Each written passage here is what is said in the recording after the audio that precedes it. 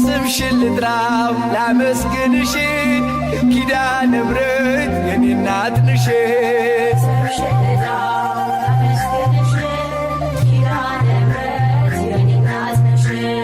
ስምሽን ልጥራው ላመስግንሽ ኪዳነ ምሕረት የኔ እናት ነሽ